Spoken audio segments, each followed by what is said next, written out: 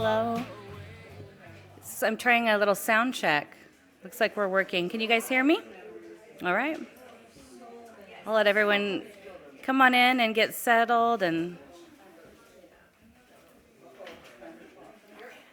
I'm just absolutely breathtaking at this sight of this crowd and all of the memories and all of the people. So welcome. I hope everyone is comfortable and has a nice seat. And I want to, first of all, thank you for coming and let you know if you haven't already oriented your way to the restroom, it's just right down that hall down there. There's a ladies and a men's down there. And I wanted to introduce myself. My name is Jessica Delaney. My maiden name was Jessica Hood. I am the daughter of Ken Hood. Can you raise your hand, Dad? There he is. There he is. Ken Hood is the person, the reason I know Mike Brown.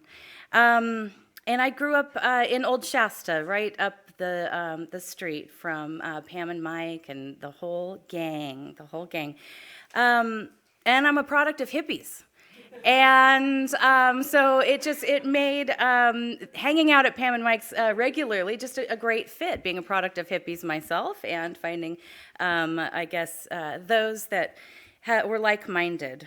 And I'm guessing that I met Mike, if I'm going to guess, that probably around, my dad can correct me, I'm going to go with 78, because I was a toddler. And 77? I'm not even 50 yet. No, I'm just kidding. Anyway, yeah, okay, very close, very close. So, I was in diaper. That might have been an extended stay in diapers. I don't know, but,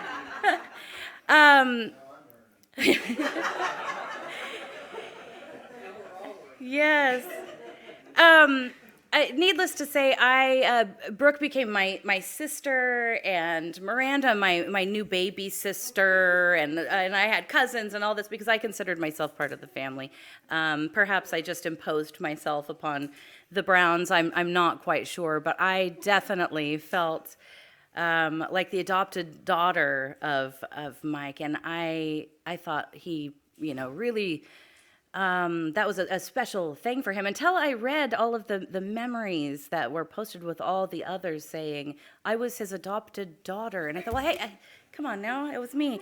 But I used to, I remember thinking, like when Brooke was in trouble, I would think, you guys could replace her with me. I loved spending time with your family. And I consider myself one of them, and you have never made me feel any different. So I am honored to stand here and guide us through this moment of our day and some of the celebratory, rituals that we do as people when we face these moments in life. But this is just one portion of our day. We also are invited back to Brooke's house to continue on in the manner in which I know that Mike would have loved. But today we'd like to celebrate, recognize, and pay tribute to the legacy of life, love, and family that Mike Brown had left here. He built quite a legacy on this beautiful planet, and as you know, he, and I hate to sound cheesy, loved this planet. He was a man that loved the outdoors. He was eco-friendly before eco-friendly was a thing. He was a bit ahead of his time, I think, with that. I know that he would get on us in camping and things like that to pick up candy wrappers. And as we have said many times, I remember Mike being a very mean man. He was mean. He was mean enough to make us pick up our Barbie dolls, go to bed on time, eat our entire dinner, and be respectful, and throw away our garbage in garbage cans. And when I heard of Mike's young age, I was shocked. I forget how young Mike was. I forget that when he had entered Brooke's life, he was 19 years old. So when I speak of this mean man that imposed cleanliness and good values as a child and as a family man, I'm speaking of a 22, 23-year-old man, which is impressive. And Mike was someone that was ahead of his time in so many ways. I got to read a nice tribute that I'll share in a little bit from family. But there's a moment in there. I'm going to read a part where his sister had noted that he would be seated just reading through encyclopedias. So in my mind, this is Mike Brown predicting the World Wide Web would one day be at his fingertips, and he could have all of the information in the world. But another ahead of his time moment I would like to call out is, if you didn't think Birkenstocks were cool, Mike Brown would have let you know how cool his signature footwear really was, which he made his lifelong signature footwear, and he was committed to this very versatile foot product. So you have to commend him for that, because Birkenstocks have not only come back, but boy, are they spendy. And if Mike had, I think, gotten a hold of the stock market at the time, we would be probably seated in a different community. Like, yeah. Yes, on our yacht. So today we will learn a little more about Michael Clarence Brown, and have a moment to share our own stories. And so this is, I guess, your forewarning that if you are one to be comfortable enough to share your voice and share what's on your heart, or share a story of your own, whether it's something moving, something monumental, something funny, be thinking of that and keep that in mind. If you are not comfortable standing up in front of a crowd, being on a microphone and things like that, offer yourself grace and forgiveness. It's not for everyone. So we will also join in something that I'm so impressed by, and I hope that everyone is equally as impressed as I am in viewing a very beautiful slideshow that Brooke has put her heart and soul into. Chris, you can attest, can I get an amen on the heart and soul? Yeah. A lot of time has gone into that, and if you can imagine what that's like to touch and saturate oneself in photos and memories during a touching time, this is a slideshow that comes with a lot of reverence straight from her own heart. So I'm excited that you will get to share in that. We will also get to hear a nice message of hope, which will be very wonderful. And we're also going to close the portion of our day in reverence and positivity. And we'll have a little bit of fun at the end.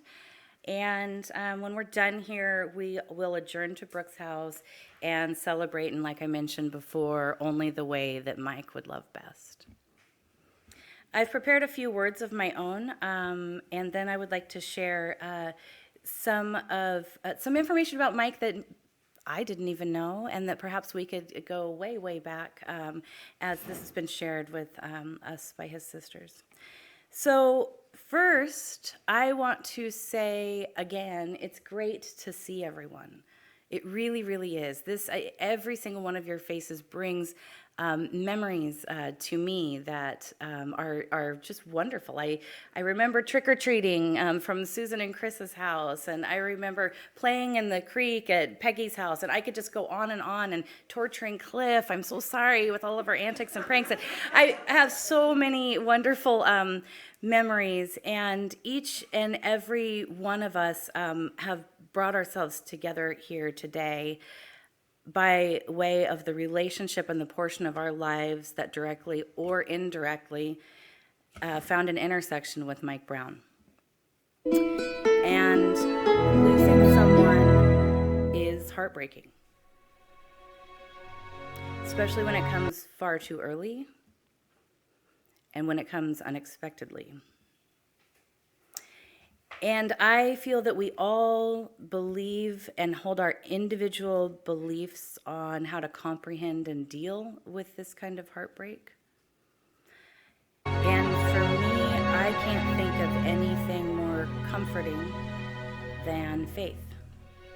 And whatever your faith may be, Jesus, the universe, Buddha, the great creator, I don't want to touch on semantics of faith, but something larger than us that can hear and heal our hearts. Faith, even if it's in faith that a rooster will crow with the sunrise tomorrow. Just some kind of faith. My faith tells me that Mike is very much with us today. In each of our hearts, we hold memories and feelings individually about who Mike was to us that come up just by glancing at his photo or thinking about a memory or a time or a smell or a meal that you've shared. And my personal beliefs, whether you share them or not, is that our feelings individually about who Mike was and what he meant to us bring Mike here today. And when I say it's great to see everyone today, I say that because I am speaking to Mike Brown, because every memory and every piece that you hold in your heart for Mike Brown, it's individual, it's different. We all have individual relationships and memories, and all of those collectively bring Mike Brown into this room. And when we celebrate later today, we are going to celebrate that way, in the way that Mike Brown would love. When I heard the ladies preparing the food and getting the food out today in the house, I hear things like these were Mike's favorite cookies. Everything that has been touched and planned and every detail has been made with Mike Brown in mind. So I don't feel in my own faith that today is the end of this journey with Mike Brown. I don't feel that we walk away from happiness, celebration, and even tears and just go about our day and it's over and done. To me, that doesn't work that way. To me, we collectively are Mike Brown, and we are his legacy that he has left here on earth. So in that spirit, I feel that we will enjoy holding this piece of reverence that we have, knowing that his spirit within us and within us collectively continues forever. So with that, I would like to go into sharing with you some details about Mike's past from his family. Mike was born on June 7th, 1957 in Los Angeles. He was the third child and the first son of Carl and Betty Brown. He joined two sisters, Mary Jane and Luann. His dad was so excited to have a boy after having two girls that he immediately went out and bought his wife a mink stole and delivered it to the hospital, a gift he had jokingly promised her if she delivered a son. And by the way, a befitting gift. It really is difficult to plan that son. When Mike was a year and a half old, his dad, a petroleum engineer, was transferred and the family moved to Denver, which became the family home for 25 years. Over 25 years. The family belonged to a fishing club in the mountains outside of Denver and spent time at a cabin there, sometimes with other family or friends, or camping in a pop-up camper at a pretty spot beside a creek or lake. There was also family vacations to national parks, and I really like this part, and a very memorable trip to the 1964 New York World's Fair. Bougie. Mike would have been 7 years old at the time. Unfortunately, the family never let him live down the fact that at the Ethiopian exhibit, he leaned against a rope stanchion that gave way and fell into a shallow pool filled with exotic plants. No big deal. It's all fine. Probably found the Mona Lisa. Some of Mike's other childhood interests and pursuits included judo lessons, playing the trumpet. Playing the trumpet, it seems very intently, as practicing often gave him a fat lip. Is that wow? And spending hours in the basement reading the encyclopedia. He was a happy, fun, and interesting kid with a sweet, sweet personality. After graduating from high school, Mike went to visit his sister, Mary Jane, who was living in Northern California. Here we begin. Within weeks, he had met a certain most wonderful someone.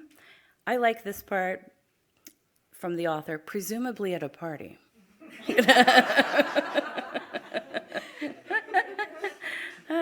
He told his sister of his immediate attraction and admiration for this lovely woman who had the sweetest little girl, and in the world.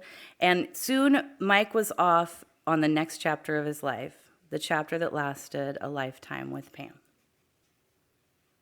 That was very beautiful. Thank you very much for sharing. And I think that when we think of an individual holistically, they have so many roles in life.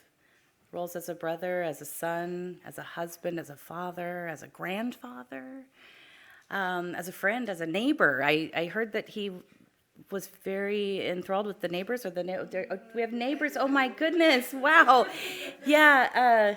We're tucked back here. Sorry. Okay, yeah. Oh yes. Oh boy.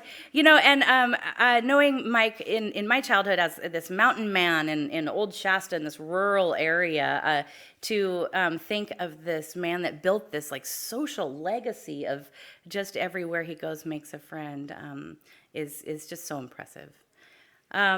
So if there is anyone that would like to start us off with a shared memory, Brooke, I know that you've prepared something if you'd like to kick us off. Okay, that's fine. We could start with someone else. And like I said, we have all the time in the program to make adjustments and things like that if you'd prefer to share later. But anybody want to share? Also, you don't have to come up here if you're not the most comfortable. Yeah, come on up. So I've known Mike for about 30 years through my daughter, who is Miranda's friend, and literally one of the most joyful people. There was never a child, grandchildren, my own grandchildren, that he didn't just pick up and love. And the love he had for his family, his ladies, and the grandkids, and then all of the extended friends, that just characterized who Mike was. He was happy, he was lovely, he still is. Thank you.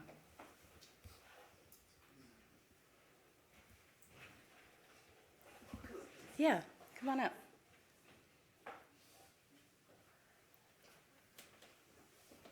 I don't have anything prepared.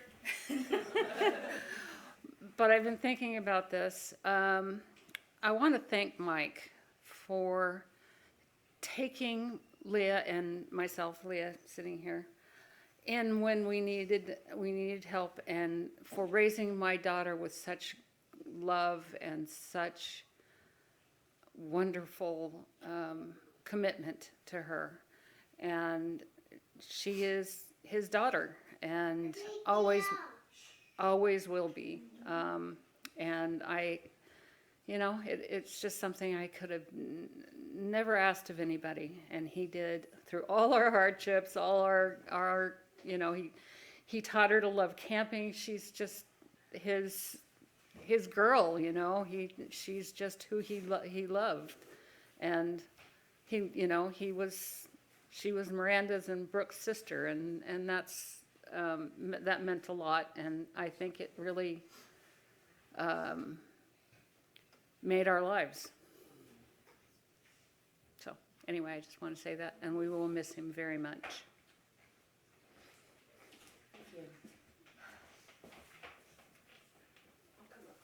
Oh, thank you. Hi. So every time I tried to think about writing something down to say, oh, it's okay. Every time I tried to sit down and think of something to write down, or what I wanted to say when I got up here, I just couldn't. I couldn't put anything into words. I wasn't even sure if I was going to be able to come up and talk. But I know I have a couple things that I do want to say about him. Again, it's not written down. This will not be eloquent in any way. But the two things, everybody will have stories about him, but the two things that I really wanted to bring up was, firstly, he had so many children. Biology did not matter. If he would have met me after I was already born, I would have been loved and cared for in the exact same way. And any child in need, whether they were fully grown or still little, he'd be their dad. And he would do it with every fiber of his being. And that's one of the most loving things that a person can do, in my opinion. And that includes grandchildren. He has my children as his grandchildren. He has many more. He has so many grandkids. He is Pop to so many people. And then the second thing I wanted to say about him, that was kind of a realization I've had since he's been gone, is he was always just a wonderful dad and just amazing in every way. He is the father every child deserves. But in these past 10 years of my life, I got to know him not just as a father, but he was my very best friend.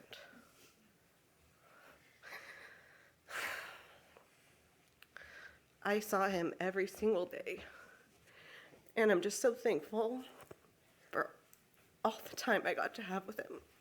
Every morning, he'd come over and make us breakfast. I'd sit and talk to him for hours every day. I spent as much time talking to him and spending time with him as I did with my own husband and children. And that's not something that everybody has with their parents. And I didn't have that until the past 10 years, and I'm so grateful for it. And he isn't gone. Of course I'm crying, I miss him. But anytime I think about him, I see his face. He's right there. It's a little translucent, but I mean, literally right now, there's his face, pops up. Anytime I think of my dad's voice, I can hear it. It's not gone, it's there. I hear him. And all the memories I can replay in my head, so they're not gone. They're just not happening in real time. And that's all I have to say. I could say a million things, but right now that's all I have to say. And I love all of you. Thank you so much for being here. His head would be so big. He would he'd be up here weeping, and he doesn't cry. You know what I mean. He would be very sentimental. Thank you, everybody.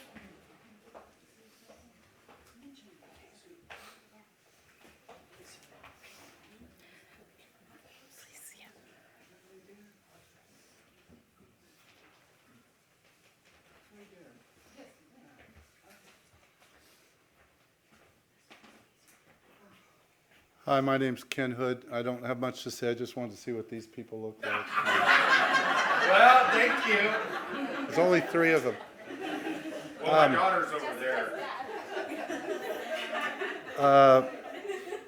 I can't tell you much about, the last 20 years. I know he met a lot of people. He moved down here. When I heard he was in charge of a giant water district and things like that, it's amazing what we hippies did when we finally sobered up and got it together. But I just want to take you back to Central Valley, California. It's now called Shasta Lake City, and somewhere in the 70s, everyone was thinner except Pam. Pam has always been. We were younger and everything, and I'm kind of floored when I saw that picture. And I'm like, God, we're all starting to look alike. But Pam, I knew Pam and Peggy. Is Peggy here? Peggy, hi, Peggy. And Cliff, and I was hanging out with those folks, and a guy named Bob Dean, and we all used to hang out in Middle Creek, and a lot of the guys had a crush on Pam. There was a point where she was single there, and she said one day about this boyfriend, and then I'm talking to Bob Dean, going, "Well, tell me about this guy. He's a kid. He's like a teenager." And we went, never gonna work. A fling, maybe, and then later, as they stayed together, and wonderfully, we thought, oh, I hear he's got money. Their parents are parents are rich, and they live in Denver. Probably that's, and shame on anybody for saying stuff like that, and I'm sure they said that about me as I coupled up, but yeah, it'll never work. Well, anyway, hey, Mike, it worked. Yeah, and we all had a lot of fun. We had, I don't know, about 10 years or something like that, where we were thick as fleas, and a lot of really good memories. And I'm kicking myself for not visiting enough in the later years and we're going to do something. We vowed, Pam and I, to do something. We had a regatta one time on Hat Creek, and it just meant we made crude little boats out of, I don't know, pine cones or whatever, and we took it really seriously, though. And I remember running along, and then there was a point where I sat down, and I got up, and I don't know if you remember this, I was swarmed with bees. I had sat on a meat bee hole, and I'm just going, and I jump in that freezing Hat Creek, it's about 45 degrees, and I'm trying to go down, and I come up, and there they are. Somebody yells, "Take off your shirt." It was a bright magenta t-shirt. So I take it off, and I throw it, and I watch that cloud of bees follow that shirt down there. So I hope that doesn't happen again. And Mike was always, I say this kindly, in a slower mode than most of us, and I'm really hyper, so. He did everything a little slower. We all burned through college as fast as we could. He took it slow and did it right, and came up with fantastic degrees. I remember when he was taking calculus classes, and we were all, we were learning the cheaper zigzag papers and things like that. That was, and he's doing calculus, but we were definitely artists, yes. And I just want to leave you this one thing. Some of us, I know Cliff and I were talking about how if you've ever had a near-death experience, you actually cross over and come back. And the one thing I learned without a doubt is that, yes, there is that other side, and yes, you do see everything. And when I had mine, I'm laying in the street in the corner of Bocelli and Cypress, motorcycle, and all of a sudden I'm standing on the corner telling some people, I don't need an ambulance, I don't, And I look back and see myself, and I've spent the rest of my life remembering that I was standing there, watching it all, including my body, and have had several people pass in my life as you get ancient like me, and you see them in dreams and things like that, and they're all there. He's right here. He's so much more here than any of us. And I just want to leave you with that. And hey, Mike. We're still having a good time, so thank you guys for that time. Thank you. Very nice. These are wonderful, and thank everyone for your bravery. I wondered if there was anyone that maybe had it, thinking, oh, should I raise my hand? Maybe I'll wait for the next person. I know that Brooke would like to go last. And so I just wanted to see if there was anyone that would like to. Come on up. You're wearing my baseball team. If you want to just stand here the rest of the service with me. I like the shirt. Thank you. I was actually excited to wear this, especially because I'm like, I knew this wasn't going to be a place to wear all black. So I was like, let me wear like the most non-funeral shirt possible. My name's Andre. I'm one of the neighbors. And I guarantee I don't have nearly as many crazy memories as everybody in the room, but I would like to just say thank you for just allowing me to be a part of even a small part of it. We live like right next door, so I would see Mike every day, and I would always make time to talk to him. It was just, so it's like weird. You don't know how big someone is a part of your life till they're not there. And just the day after he passed away, I heard the door opening when I was walking out to my car.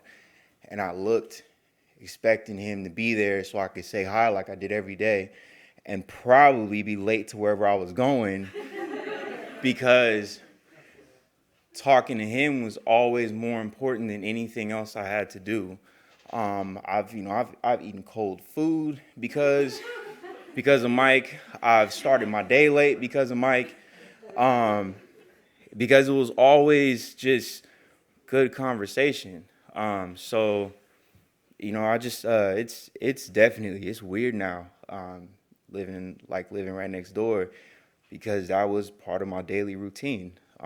So it's just, so it's just nice to see, because obviously only people I know are Miranda, Frankie, and and Pam, and the girls, the boy, and everything. So to see everybody else in the room, I was kind of interested to see, like, I wonder who else knew him. So yeah. So just so thanks. That's all I wanted to say, man.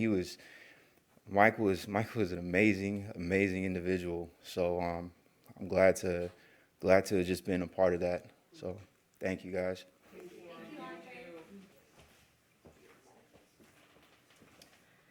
All right, anyone else? Come on up.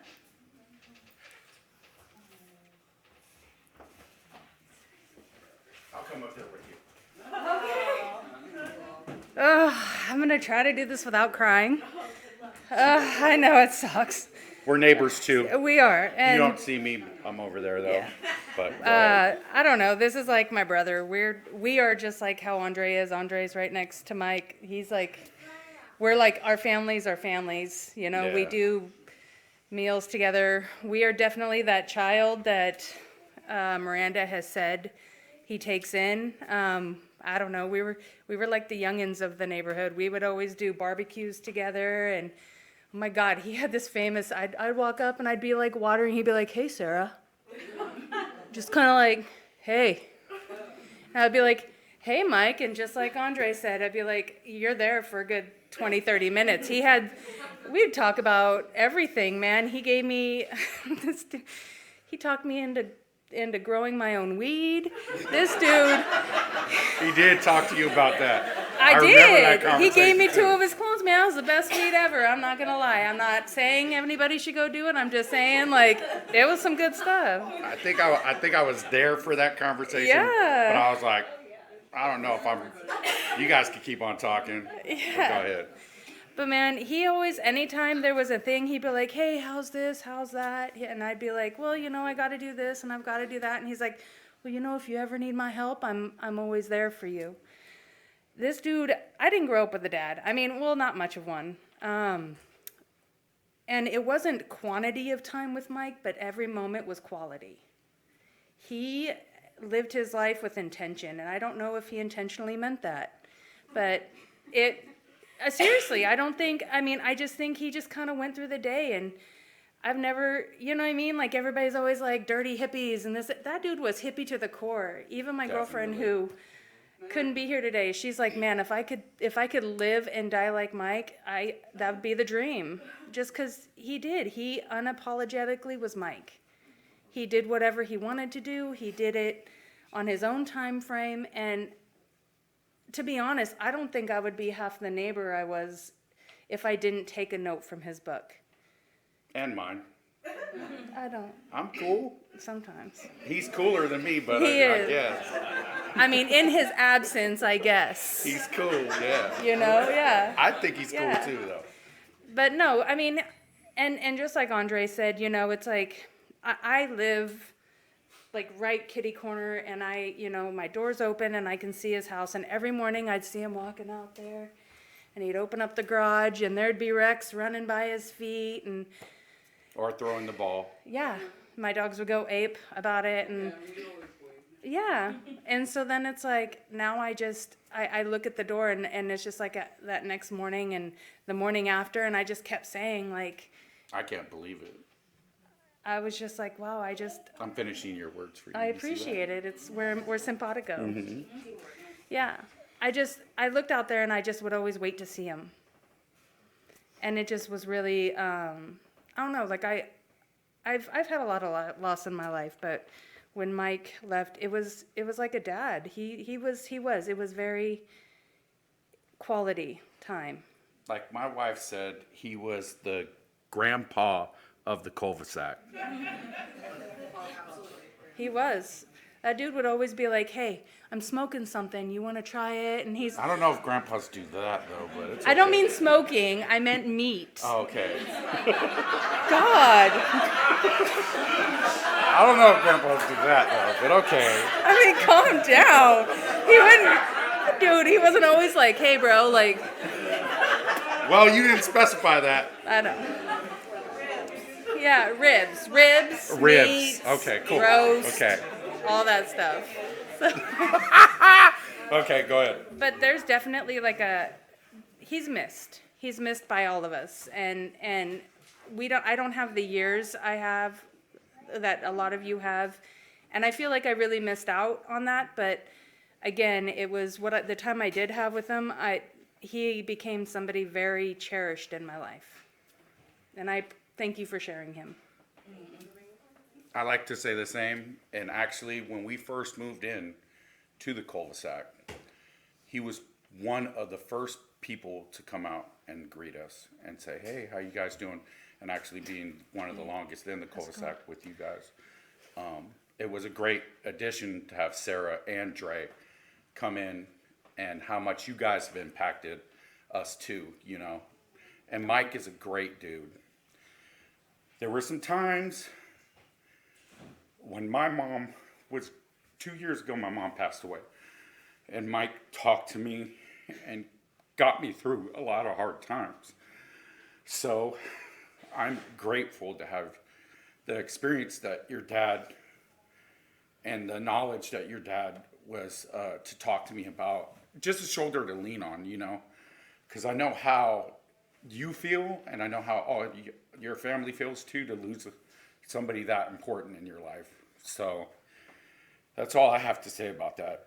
So thank you so much for being an extended family in our hearts and in the cul-de-sac too. So Also, I have eggs for you. thanks, guys. Yeah. Thank you. That is so sweet. And I know that we have a longtime friend, Carson. I don't know if you were interested in speaking. I am so impressed by this neighbor situation. I do have to say, was he maybe making friends to make sure that there weren't any narcs? No, I don't know. I don't know. Yeah. That's a very make sure you were able to. Yeah. And so we were all willing participants.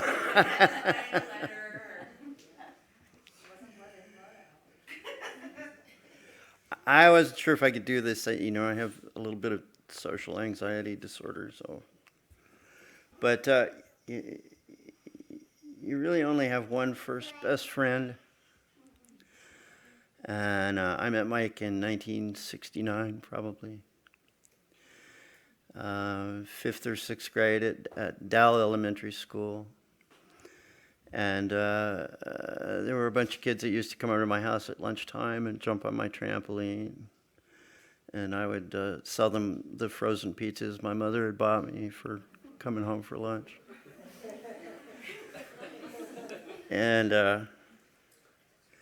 then we ended up going to the new junior senior high school at Kennedy, and almost everybody in our neighborhood went to the other school. And so we were sort of forced together as friends. And we did become best friends, and we talked about all the things you talk about when you're 12, 13 years old, which is, God and girls, basically. And then we learned how to get in a lot of trouble together. And we ended up hitchhiking to San Diego, and from there to Florida, and from there to New Orleans for the Mardi Gras in 1976. And then soon after that, he was working at a nursing home, Beverly Manor, and he ended up following his sister up to, I think it was Trinity Center, California. And I went down to Arizona. I was living in Bisbee, and he actually came down and got me.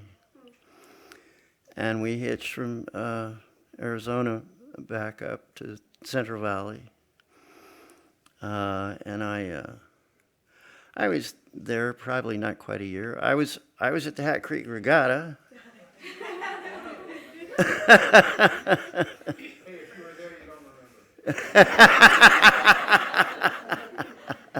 I have a picture. So, yeah.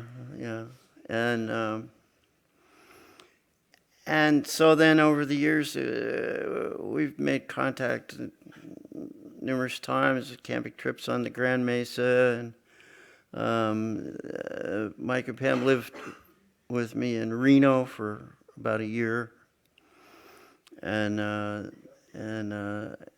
around Lassen, and we've taken trips all the way up the coast, almost to Canada.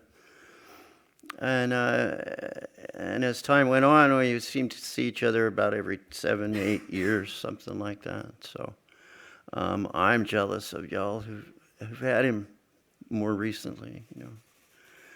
But as I said, you only have one first best friend, and then he's gone. So, but it warms my heart to hear all these stories. Nothing about it surprises me, but it's wonderful. Y'all are wonderful people. I feel honored to be here. So thank you. And thank you for your bravery. And Leah, did you want to join me? No? Okay, I don't know. I thought somebody had thrown you under the bus and said you want. No, I'm just kidding. No. No, thank you. Anyone else? Come on up.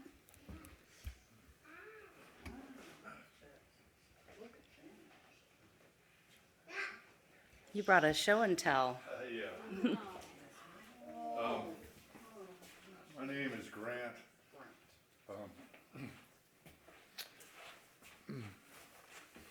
And I had a whole thing written out, but every time I read it, this happens to me.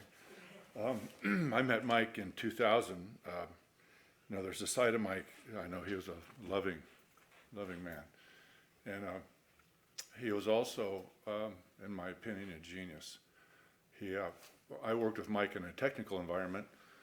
In fact, the day I met him, I was with an electrical engineer I was in a partnership with, and we went to meet Mike, and we met him at a place called Hoppy's. And we ended up going there for years afterwards as a brewery. And I walk in, and Mike's sitting down there, and I'm looking at Mike, and he is filthy. He's got oil and grease all over him. His boots are disgusting. He's exhausted, and he has this big smile on his face. And in all honesty, I'm sitting there going, "Who is this hick?" And then by the time I walked out of there, I said, "Man, that's one smart hick." And we ended up forming a partnership with Mike. Mike was a brilliant designer, electrical designer, mechanical. And he, at the time, was building the electrical of another genius, a guy named Martin Charrington, who had Tidal Charrington Company, who was building the largest directional drilling rigs in the world. And I ended up, through a company at that time was called Capital City Controls, and then it became California Controls when Mike joined the company. And I was building panels for Mike, and they were being installed and being shipped to Russia. And I got invited to a test demonstration of one of the rigs. And Mike was huge in this company. I mean, this guy was absolutely brilliant. And I thought I was going to go to work for Mike, and I would have been very happy to do that. What actually happened, though, is the oil industry is cyclic, and it's kind of similar to what we're in now, different reasons. And Mike was basically out of a job. And he was so unique and dynamic that as a part-time thing, he went and ran a construction job for all the electrical for a Costco. I'd never seen anything like it. I mean, we were building panels at night, Mike and I, and then he was running a job during the day. And finally that ran out, and I worked for a gentleman by the name of Butch Briel, and Butch was a city electrician for the city of Davis for 30 years. I was a senior electrician for 27. And in 2004, Mike came to work for us. So I'd asked Butch, "Hey Butch, would you like to have a guy with a skill set of mine, but even more?"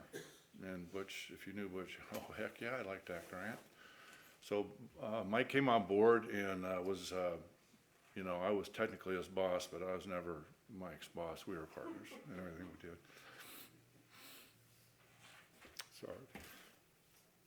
So we had this great run. Mike and I actually did something I've never heard anyone else do for another city. We completely built all the electrical for a well site. In fact, there's a gentleman named Dave Gilbert back there who we were buying MCCs from for $11,000, and then we would fill in all the controls. And it was a great success. I got so many stories about Mike, I can't tell you 20 years. I mean, this guy was my best friend. I brought some of those too. So the story about the whiskey is, Mike, I don't know how many of you know it, but Mike studied horticulture in college. He knew how to make beer, he knew how to distill alcohol, and he could tell you about all the different types of whiskeys. And I love this guy so much. Every year I give him at Christmas the best whiskey I could find. And I saw Mike about maybe a little over a month ago. And we got so caught up in the conversation, I brought this for Mike. The Glenmorangie is I can't drink it too well, but Mike loved it.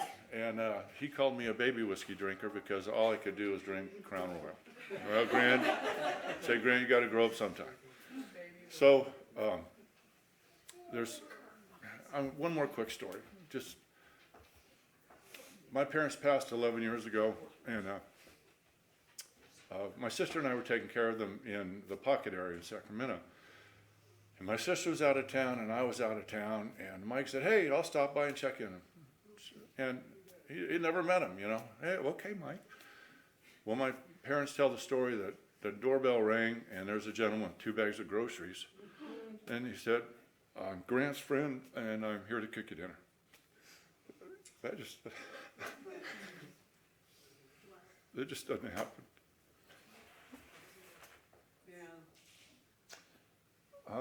And I'm sorry you choked up.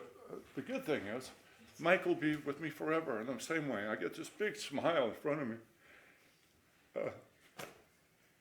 Anyway, thank you.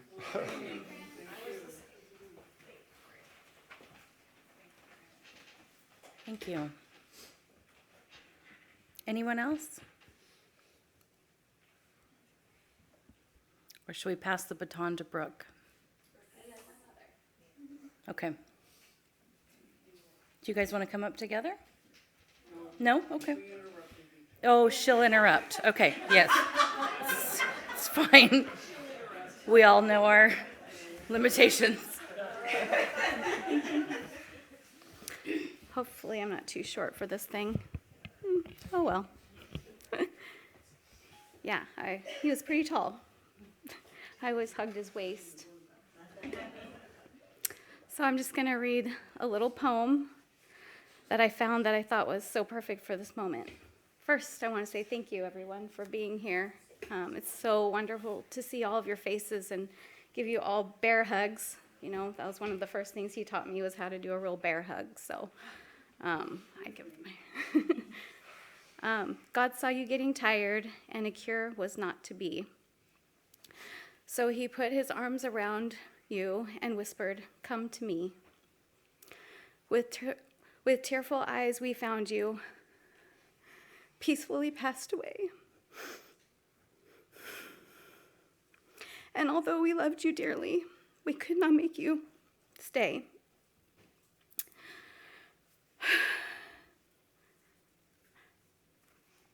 And I lost my place.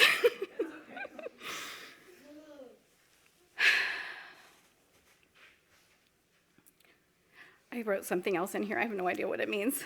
You all have the little pamphlet, but a golden heart stopped beating, hardworking hands at rest. God broke our hearts to prove he only takes the best. You always think you have more time, and then you don't. Our Poppy dreamed big. He worked hard, played harder, and he loved deeply. He was stubborn to the core, but loved to the max. He was incredibly generous and would give you the shirt off his back. He loved a good party to cook, connect, smoke, drink, laugh. He was so many things to so many. and he loved me like I was his own. All these years, I was the first, by the way. I was the actual first, just so you know.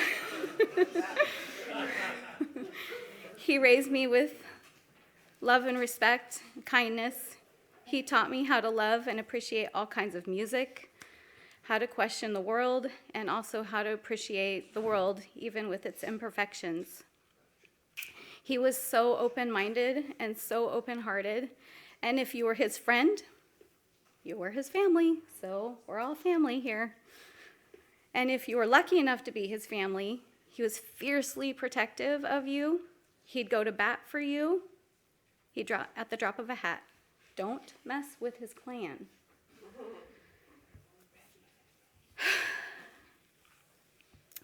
As you heard, he took me in. He was 19 going on 20. I was 3, almost 4. And Mom says I picked him.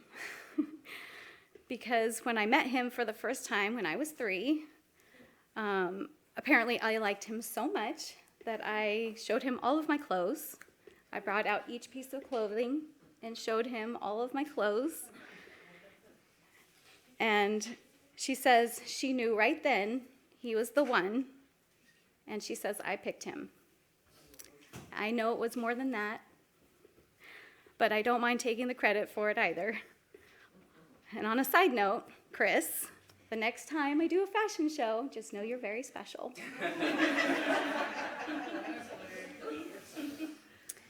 There are so many things that I'd like to thank my Poppy for. First and foremost is my sister. I love you to the ends of earth and back, and I could not imagine a life without you. Your kiddos, Frankie's family. We're all clan now. I love you all. Thank you, Poppy, for believing in me when it truly mattered. You may have wanted me to get a Bachelor of Science degree, but when I pursued graphic design instead, you supported me and you shared with me how proud you were of me.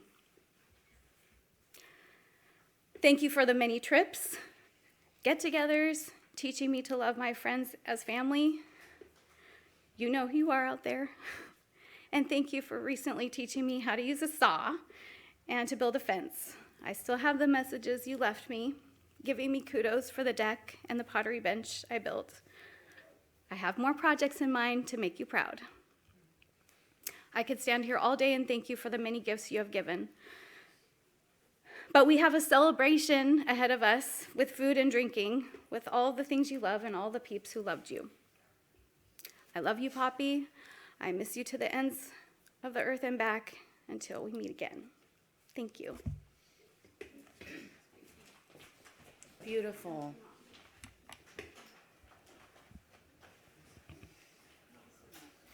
That was very nice. And I know it does take bravery to share, and especially with a vulnerable heart. It's not an easy time to come up and share, so for everyone that has spoken, it's very appreciated.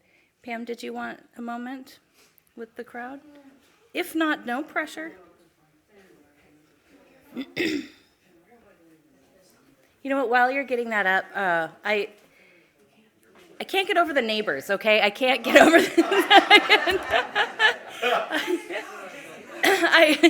I just, sometimes you're taught have good boundaries with your neighbors, or don't mess with your neighbors. You start talking to them, they'll be all up in your business. You got no privacy and all this, yeah. And so I'm just so impressed. And I actually have a neighbor that I adore, sweet little young couple. But anyway, I don't know that I've made such an impression on them that I would see them seated at my service. So I am very impressed with the impression that he's made on you guys. And when you talk about like the OG hippie stuff, like just hearing Carson talking about hitchhiking, it takes me immediately back to hitchhiking with my father.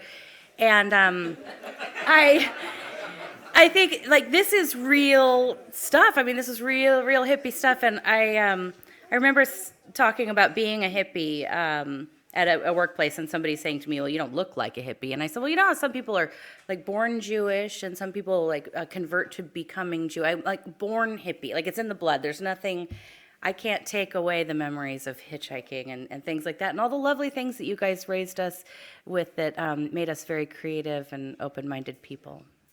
So, did you have something that you had pulled up?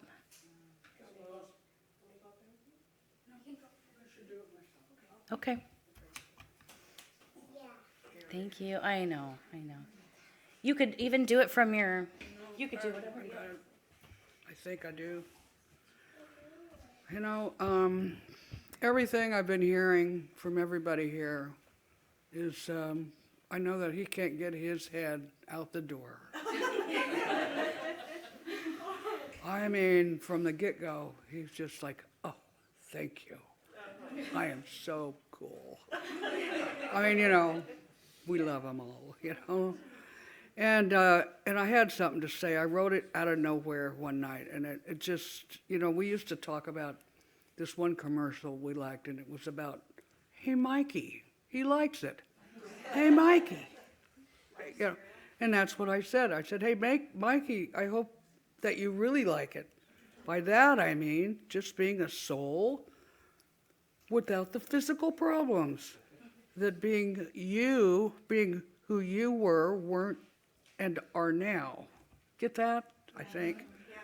My hope is no matter where you might be, try to be the kind, understanding person that I met and loved truly, madly, and deeply. And I know that sometime, somewhere, we will connect once again, except that we will know each other even better this time around, or the next time around. And I will love you till the end of time. And that's my heartfelt, and I could say a million other things, but this is really where it ends and starts, you know. So I still see him with his happy smile. Just the other night, in fact. There he is. Yeah. How you doing? Anyway, I can't say anything. Everybody, thank you for. That was beautiful. And I couldn't think of anything more fitting than, I think it is life cereal, right? He likes it. Yep. Mikey likes it. So the next portion of our where we're headed with this, I believe. Oh, we have Doyne Basie with a message of hope. Are you ready for us, Doyne? No. No? Okay. Thank you.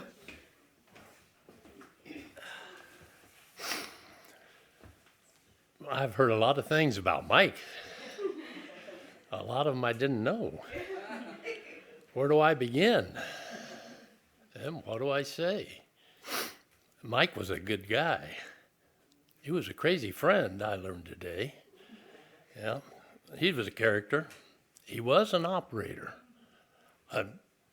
There wasn't anything that guy couldn't do or couldn't figure out how to do.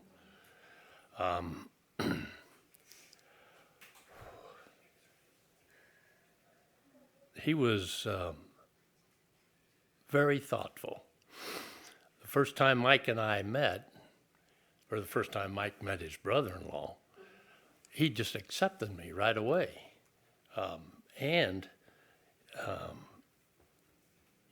He was just, well, you've all said it, so I'll not try and reiterate on that one. For some reason that day, he had with him an atlas of the state of Colorado. Every page in that atlas was of a different county, and it was topical, that's the word I'm looking for, topical maps. And Mary Jane and I were doing a lot of hiking in those days, and so I was looking at this atlas with Mike, and I was fascinated, and like only a dumb guy like me can, I got all carried away, and I was just excited about this atlas. So the next day, Mike comes over, and you all know, he had a brand new atlas for Doyne, for me. So, I mean, that's just one of my little stories about Mike, but he was very thoughtful, very insightful, as well as very smart. On days like today, when we gather here because a life on this earth ended, we need to know that God wastes nothing in our lives. Not the good, not the bad, not the indifferent. What God creates, God loves. And what God loves forever and ever. God made Mike to love Mike eternally. Nothing of Mike, you or me, is wasted with God. Nothing. Not our joys or our sorrows, not our successes or our failures, not the best in us or the worst in us, not the times we were true to ourselves or the times we betrayed ourselves or someone else, not our ups or our downs, not our own sanity or our craziness. For I am convinced that neither death or life, nor angels, nor rulers, nor things present, nor things to come, nor powers, nor height, nor depth, nor anything else in all creation will be able to separate us from the love of God. No one's life can be captured or defined by a particular moment or event. God neither edits nor wastes any part of our lives. Instead, God loves us into the next sentence, paragraph, or chapter of our lives story. So we can say Mike's life is changing, not ending. Isn't that what we want to know on days like today? Isn't that what we want to hear when a loved one has died? We want to know that his or her story of life continues and will be part of it. Take a look at the way your life and Mike's intersected. In what ways did he touch your life? What did he do or give for which you will always be grateful? What is the best mischief he ever got you into? What are the funniest stories about Mike? And what are your saddest stories about Mike? What were your best times with him and what were your most difficult? God will not end the story of life. That would be a waste. Let's you and me not waste a thing either. Let's continue the story of Mike.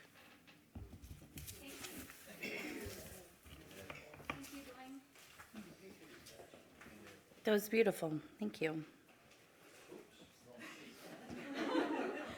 You know, we're actually going to, the next portion of our ceremony will move into the slideshow. And so as they're pulling that up, I believe that we have our folks in the back that are helping us. But as they're pulling that up, I want to say I hear something in Doyne's message. I hear something in the neighbors, which I can't get over. I hear something in my father's message, or those that have not seen the Brown family in a long time, or the comment of maybe we didn't have the years that you guys did, or the comment of I haven't seen him in years. And you know, Brooke and I were talking about that, and my comment, of course, was let that be a lesson to us, and you know, to appreciate the time that we have with each other and make those efforts. But beyond that, I'd like to take that salty edge off and say it doesn't matter how much time you had with Mike. It doesn't matter if you were biological, not biological, the child that thought she was the only adopted daughter, the niece that, it didn't matter if you were coworker, friend, neighbor. He was genuine, and I really like the comment that he led an intentional life and perhaps didn't even intend to do so. So I really enjoy that. Right now, what is going around is some popcorn. And the girls had let me know that Mike loved a good movie. And like I said, Brooke has literally poured her heart and soul into this slideshow. And she's got a lot of photos. I think that you guys are going to enjoy the journey through Mike's life. I hope you enjoy the popcorn. And of course, these guys need 2 popcorns, right? Because you can't, yeah. We got popcorn folks over here. And then, even I get a popcorn. Popcorn for everyone. All right, you know what I'm going to ask of everyone? If everyone that would like to enjoy popcorn, open the bag now so that the crinkling subsides when the beautiful slides begin going. Look at that. The crinkling, yeah. Unless you, yes, yeah, All right. I'm gonna orchestrate the crinkling. And then we're gonna learn a little music later too. It's gonna be fun in our closing. But here's our closing symbol. That's for our crinkling. All right. If we could start the slideshow, I think we're ready to go. And I will turn the lights down.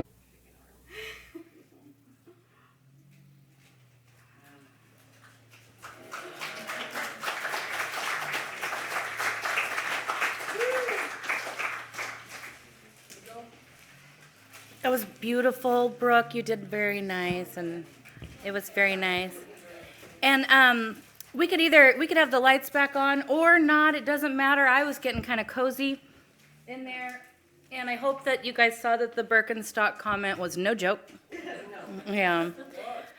But anyway, I want to say to the entire Brown family that for those of us that were on the outside that were invited in, and I think that we all feel this way, thank you. You have a beautiful family, and you built a wonderful legacy. Yes.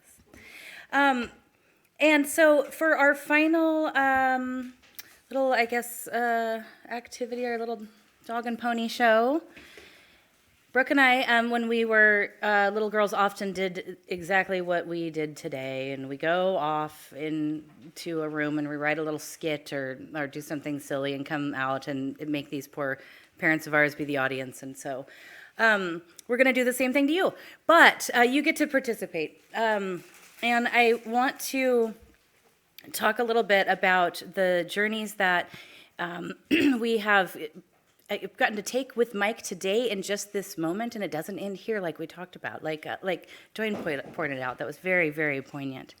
And Mike clearly has meant a lot to a lot of people. He's a father and a brother and a son and a best friend and lifetime friend and colleague, coworker, neighbor, clearly, and grandfather, and so many things. And there are periods of time that you spend in your life being those, existing in those roles and existing in those shoes, and there isn't one role that I could think of that he spent more time in other than husband.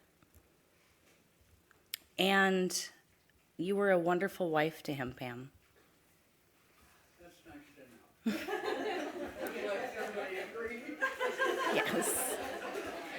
And in that sentiment, we would like to actually do a little sing-along. We're going to sing a song together, and the song is To Pam. And we can, you guys, we'll give you the words. Don't worry, you don't have to figure it out as we go. And you're going to sing the chorus with us. And Brooke and I, we'll do a little demo. We could do a little practice. And Pam, you could sing along if you'd like. But this is kind of our fun, I guess, light-hearted, get our souls, get our bodies, get our singing voices and our and our lips moving so that we can, kind of feel that spirit of that wonderful place that he had as a husband. And what we're going to do is we have the lyrics to the song. We'll be singing the actual song. Oh, I forgot to say it's not going to be great, okay? Not going to be high quality. We don't expect that, but I think that you guys will enjoy it. And then what we'll do is we'll put the chorus up on the screen here. And then, again, I'll go back to teaching anybody ever been in band, orchestra, anything, they've da-da-da-da-ba-da-da. Okay. You know that. I'm going to do two signals, okay? So one is the quit. We're going to, that's when we stop.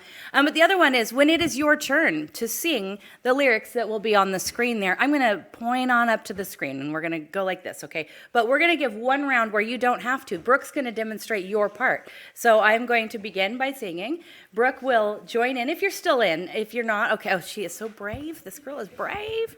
And then she'll demonstrate your part, and then we're just going to keep on going, and then your signal is, okay, and that's when you sing with us. So we'll wait until those go on up there, and then we'll do that. And then also, is there anyone, if anyone wants to know any further details about the festivities afterwards, just talk to us. We'll remain available if anybody needs an address or anything like that. And I don't know if the gentleman was trying to ask us a question. He's trying to put up the slide. Oh, okay. Okay. Yeah, and I have to go to the bathroom. Do you think I could do that first? You already. I'll wait. Yeah. Sorry. Yeah. I'm an oversharer. Everybody knows that. Yeah. Okay, that sounds good.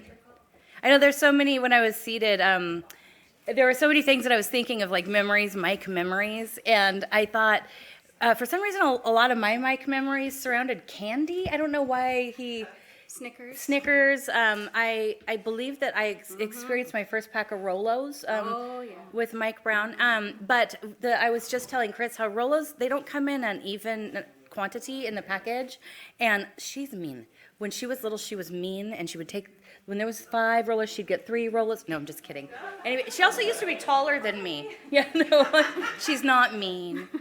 All right, we got our lyrics up there. Okay, so we're gonna do a little demo. So I'll start here. You'll come in here, and then we'll just keep on singing, and they will join us. Okay. It doesn't have to be perfect, so Nope. it's just gonna be fun. Once you join us, we're gonna be a lot less nervous. All right. Yeah. Ready? All right. If I were a flower growing wild and free, all I'd want you to be is my sweet honeybee. If I were a tree growing tall and green, I'd want you to shade me and be my leaves. All I want is you, will you be my bride? Take me by the hand and stand by my side. All I want is you, will you stay with me? Hold me in your arms and sway me like the sea. If you were a river or the mountains tall, the rumble of your water would be my call. If you were the winter, I know I'd be the snow. As long as you were with me when the cold wind blows. All I want is you, will you be my bride? Take me by the hand and stand by my side. All I want is you, will you stay with me? Hold me in your arms and sway me like the sea. If you were a wink, I'd be a nod. If you were a seed, well, I'd be the pod. If you were the floor, I'd want to be the rug. If you were a kiss, I know I'd be the hug. All I want is you, will you be my bride? Take me by the hand and stand by my side. All I want is you, will you stay with me? Hold me in your arms and sway me like the sea.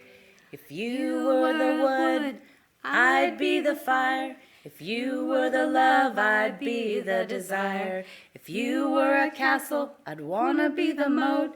And if you were the ocean, I'd learn to float. All I want is you, will you be my bride?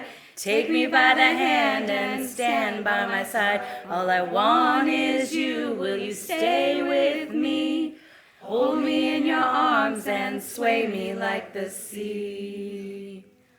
If I was a flower growing wild and free, all I'd want you to be is my sweet honeybee.